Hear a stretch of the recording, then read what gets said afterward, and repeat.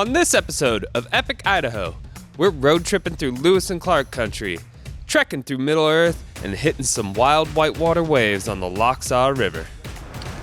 Idaho has the most recreational river miles of any state in the country. And today, we're gonna get some of those miles in on the Lochsaw River. I'm Jonathan Conti. I'm Chad Case, and this is Epic Idaho. Idaho is, in a word, epic. And we should know, we travel the globe capturing adventure, but some of our favorite places are found right here at home in Idaho. Join us as we experience Epic Idaho, from the stunning to the serene and everything in between.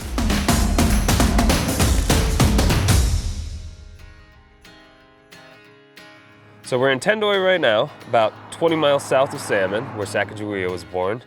And we're right at the entrance to the Lewis and Clark Scenic Backcountry Byway Adventure Trail. Wow, that was a mouthful. Yeah, I say we do this. It says it should take us 3 hours. I don't know, 3 hours? Nah, it won't take us 3 hours. Yeah, not the way you drive.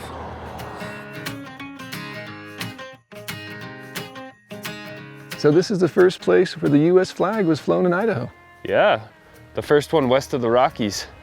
Lewis and Clark flew it right after meeting the Shoshone in 1805.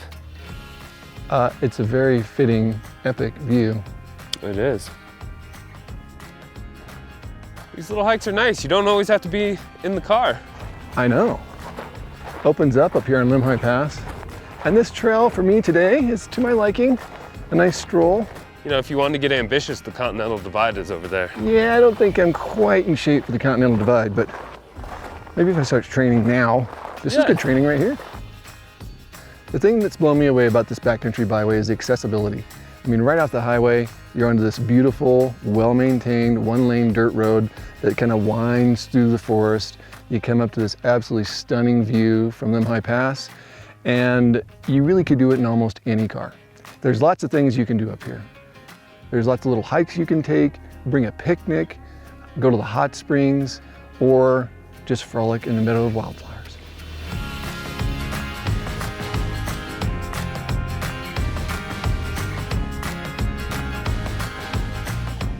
We're here with Art at Lindsay Creek Vineyards, and just tell us a little bit about the property and the history. Yeah, we started the winery about 4.5 years ago. My brother and I did. We're both fourth generation wheat farmers here in the Lewiston area and decided we wanted to diversify just a little bit. So we decided to build a winery out in the middle of a wheat field. What makes Idaho wine special?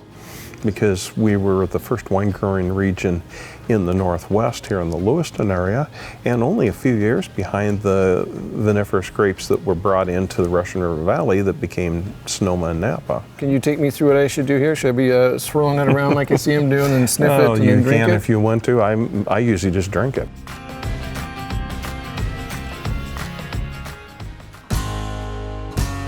The Nez Perce National Historical Park. It spans 4 states, Washington, Idaho, Oregon, and Montana.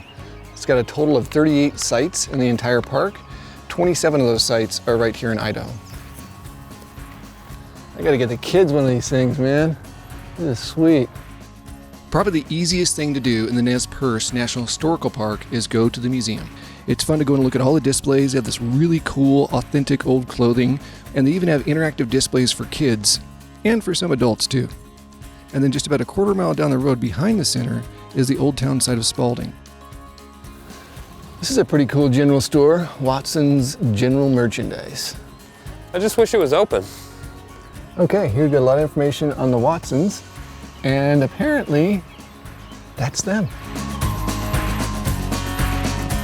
So this grove of cedars is named after this guy, Bernard DeVoto. He was here like about 75 years ago, and he was researching Lewis and Clark's diaries. That's cool. It has a very Lord of the Rings feel to it.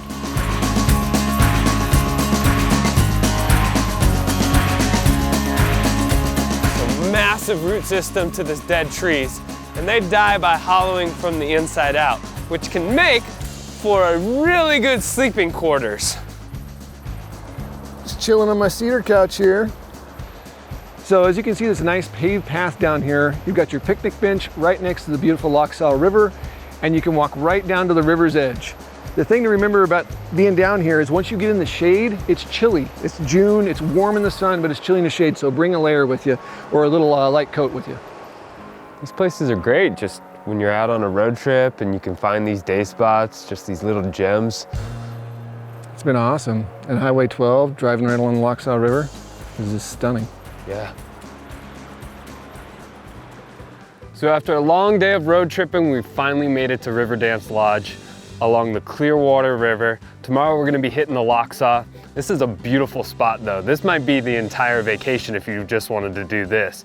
Equipped with hot tubs, lounge area, a restaurant.